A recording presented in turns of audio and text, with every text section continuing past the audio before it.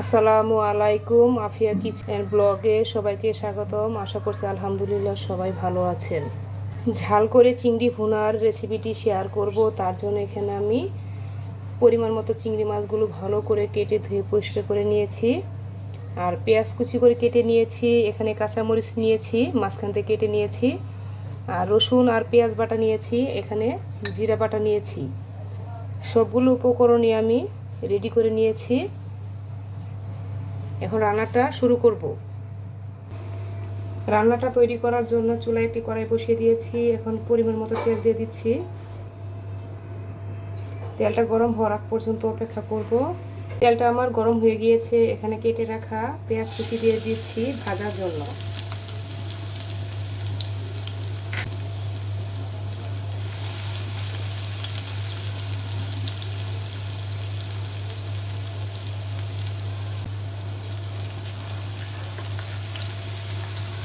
পেঁয়াজটা আমি লাল করে একটু ভেজে নিচ্ছি।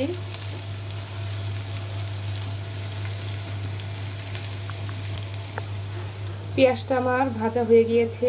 এখানে আমি হাফ চামচের কম পরিমাণ কালো জিরা দিয়ে দিলাম। পুরনে একটু ভেজে নিচ্ছি। পেঁয়াজটা কিন্তু আমার ভালো করে ভাজা হয়ে গেছে। এখানে বেটে রাখা রসুন আর পেঁয়াজ বাটা দিয়ে দিচ্ছি 1 চামচ পরিমাণ। এখানে বেটে রাখা জিরা 1 চামচ পরিমাণে দিয়ে দিলাম। ভালো করে একটু ভেজে নিচ্ছি। আমি এখানে বাটা মশলা দিয়ে দিয়েছি। বাটা মশলা রান্না কিন্তু খেতে অনেক মজার হয়। একটু ভালো করে ভেজে নিচ্ছি যেন কাঁচা গন্ধটা না থাকে।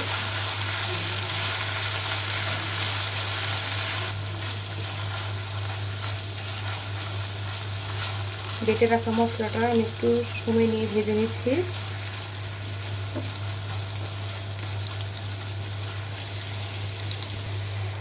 বাটা মশলাটা আমি ভালো করে ভেজে নিয়েছি। এখন বাকি মশলাগুলো দিয়ে দিচ্ছি। এখানে হাফ চামচ পরিমাণ ধনিয়ার গুঁড়া দিয়ে দিলাম, হাফ চামচ পরিমাণ হলুদের গুঁড়া, এখানে 1 চামচ পরিমাণ মরিচের গুঁড়াটা দিয়ে দিলাম, লবণটা 1 চামচ পরিমাণে দিয়ে দিলাম। লবণটা আমি স্বাদ মতোই দিয়ে দিয়েছি। যতটুকু পরিমাণে রান্নাটা আমি তৈরি করে নিচ্ছি, মশলাটা কিন্তু ততটুকু পরিমাণে আমি দিয়ে দিয়েছি স্বাদ মতো। এখন সবগুলো মশলা ভালো করে একটু ভেজে নিচ্ছি। মশলাটা একটু সময় নিয়ে ভালো করে ভাজতে হবে।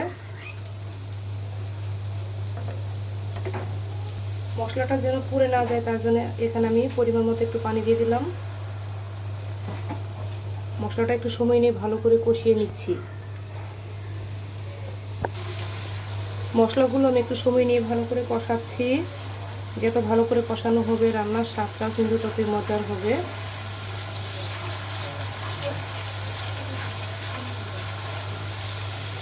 তার জন্য একটু সময় নিয়ে মশলাটা ভালো করে কষিয়ে নিচ্ছি।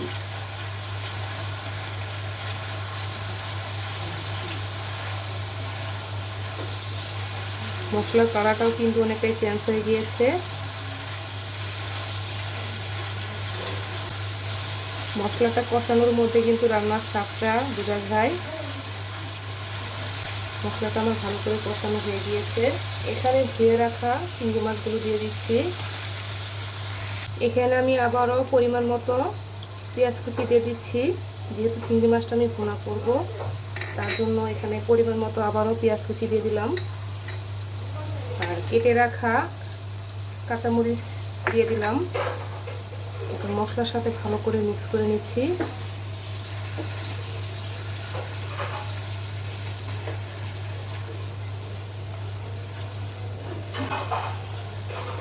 মশলার সাথে ভালো করে করা হয়ে গিয়েছে।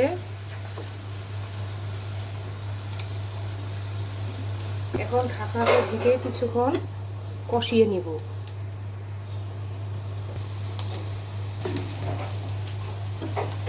চিংড়িগুলো কষানো হয়েছে কিনা একটু দেখে নিচ্ছি। আবারও ভালো করে একটু নেড়ে নিচ্ছি।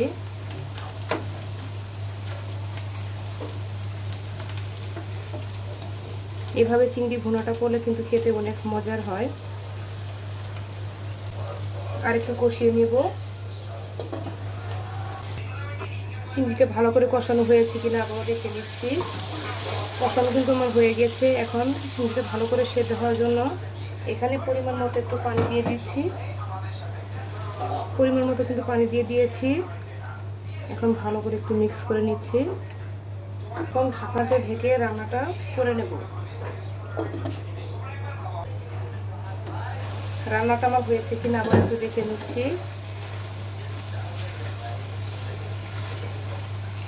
ঝোলটা আর একটু কমিয়ে নেব, তার জন্য ঢাকা দিয়ে আবারও কিছুক্ষণ ঢেকে অপেক্ষা করব।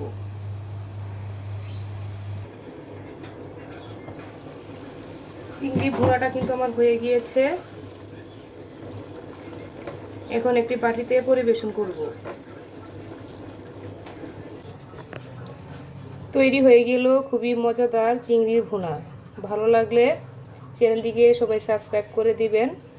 অবশ্যই চ্যানেলের পাশে থাকবেন।